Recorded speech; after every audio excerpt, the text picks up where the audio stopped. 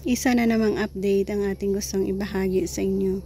Kung isa ikaw sa nagsubaybay sa ating pagtanim, ito yung pineapple na ating kinuha sa dulo ng ating fruits na kinain. So yan, tinanim natin ito ng katapusan March, April, May, June, July, August. 4.5 month, ganito na sila guys. So need na naman natin silang pulverize. So yan, lahat ay okay na. 1, 2, 3, 4, 5, 6, 7, 8 na ating binili na prutas at pinatubo. Lahat ay perfectly. So ang atin na naman ginagawa ngayon, dinamuhan natin. Yan, nagdadamo tayo dito. Konting updates lang. Dahil sa konti lang naman ito, tinatanggal natin yung pinaka mga bulok na mga leaves niya. Dagdag roots pa kasi yan eh. Once na matakpan ulit natin sila ng lupa. Ayan. Diba stable na sila, no? Pwede na siguro. Aabang na tayo dito ng bulaklak niya. At i-update ko na rin kayo kung anong klaseng bulaklak ang pinya meron. Hindi bulaklak, yung tips para magiging fruits na ba. Ayan. So pagkatapos natin malinisan yan, nakita na natin, di ba ganyan, takpan ulit natin yan.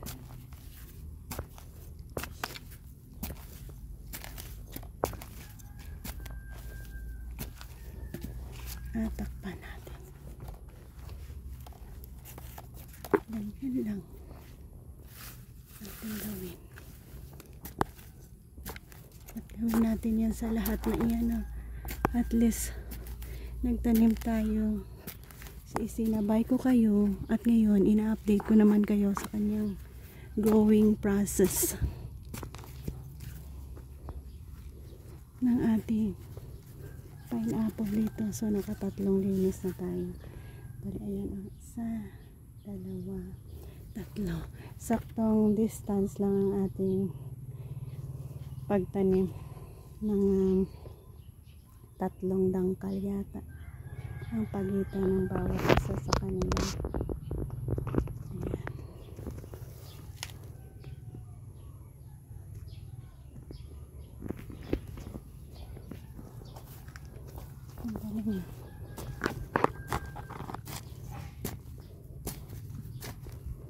Pag kasi mapulverize natin, once na uulan, easy na mag-absorb, hindi mag-slide yung tubig. Absorb muna ang tubig. Medyo madami-dami tayo dito. Medyo madami. Easy lang naman. Ganyan lang.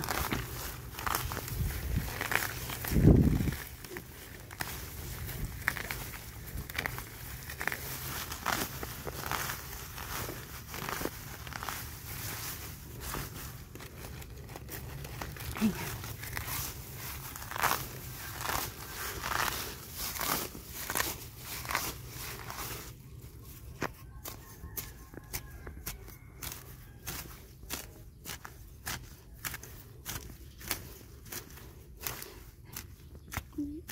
So, sa masasabi ko, pwede nating palaguin, itanim ang tips ng fruits ng ating. Yan, tanggalin ulit natin yan. Ito yung mga olds niya eh. At ang bagong sibol na mahahaba na yan, yan na yung pinaka new leaves niya. Yan.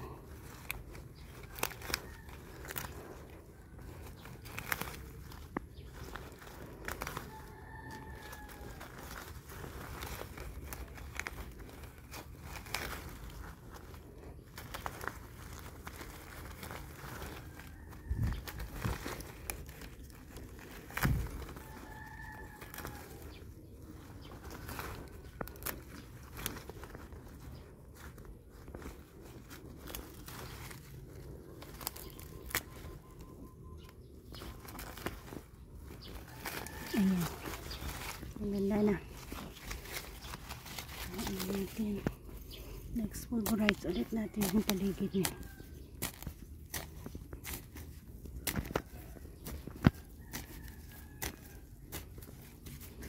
Takpan. Ang pinakapuno. So, tinanggalan natin ng leaves niya. Sisipil ulit dyan yung roots niya. So, magiging stronger.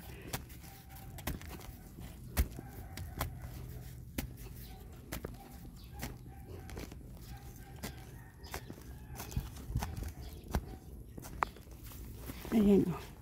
Takpan ulit natin yan. Diba?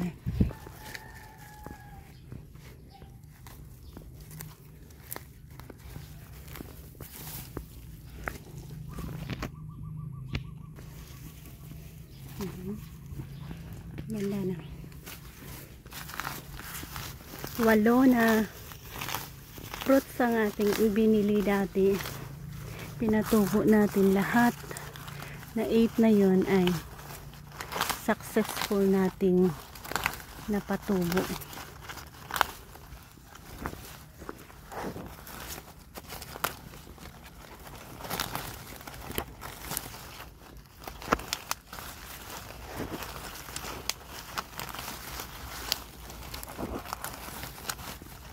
At itong pineapple na ito, sobrang tamis niya.